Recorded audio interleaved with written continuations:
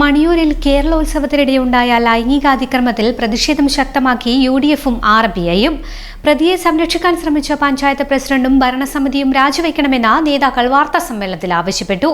ഈ ആവശ്യം ഉന്നയിച്ച് നവംബർ 1-ന് 10 മണിക്ക് പഞ്ചായത്ത് ഓഫീസിലേക്ക് വനിതകൾ മാർച്ച് നടത്തും. മണിയൂർ പഞ്ചായത്ത് ഓഫീസ് കളങ്കമാക്കി മാറ്റിയ പഞ്ചായത്ത് പ്രസിഡന്റ് രാജിവെക്കണം എന്നുള്ളതാണ് മുഖ്യമായ നമ്മുടെ ആവശ്യം.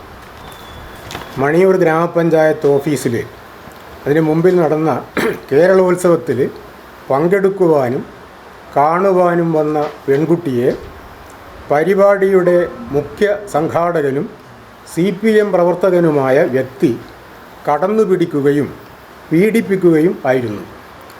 പഞ്ചായത്ത് പ്രസിഡന്റിനോടും അവിടെയുണ്ടായിരുന്ന മറ്റുള്ളവരോടും പരാതി പറയുകയും ചെയ്തു. കുട്ടി പ്രസിഡന്റ് പഞ്ചായത്ത് ഓഫീസിനുള്ളിൽ വെച്ച് ഒത്തുതീർപ്പാക്കുകയാണ് ചെയ്തത്. അപ്പോൾ പഞ്ചായത്ത് ഓഫീസിൽ ഈ കുട്ടി പ്രസിഡന്റിനോട് പരാതി പറഞ്ഞു. പ്രസിഡന്റ് സാധാരണ ചെയ്യുന്നത് പോലെ ഉള്ള ഒരു പ്രശ്നമാക്കി ഇത് മധ്യസ്ഥമാക്കി തീർക്കാനാണ് ശ്രമിച്ചത്. അപ്പോൾ അങ്ങനെ ഈ പ്രതിയെക്കൊണ്ട് കുട്ടിയോട് മാപ്പ് പറയിക്കുന്ന ഒരു സംഭവവും അവിടെ നടന്നിരുന്നു.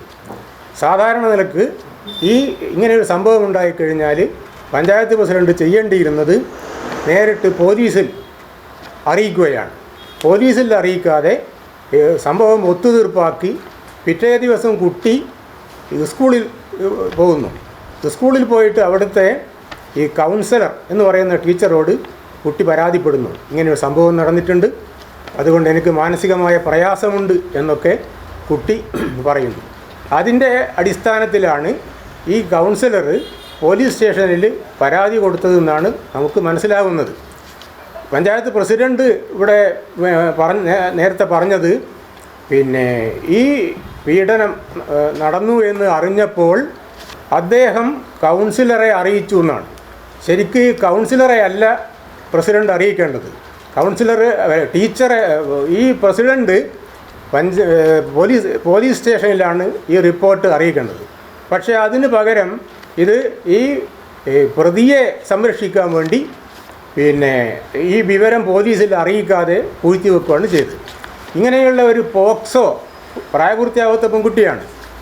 പോക്സോ ആയിരിക്കുന്ന കുട്ടിയുടെ അനുഭവം ഇങ്ങനെ ആയിട്ട് അത് മറച്ചു വെക്കുക, ആ റിപ്പോർട്ട് മറച്ചു വെക്കുകയും അത് വേണ്ട പോലെ പോലീസിൽ അറിയിക്കാതിരിക്കുകയും ചെയ്യുന്നത് വളരെയധികം കുറ്റകരമാണ്. അതുകൊണ്ട് ഈ പ്രസിഡന്റ് ഒരു നിമിഷം പോലും പ്രസിഡന്റ് സ്ഥാനത്ത് തുടരാൻ അർഹതയില്ലാത്ത ആളാണ്. അതുകൊണ്ട് പ്രസിഡന്റും ഈ ഭരണസമിതിയും എത്രയും വേഗം രാജിവെച്ച് ഒഴിയേണ്ടതാണ്.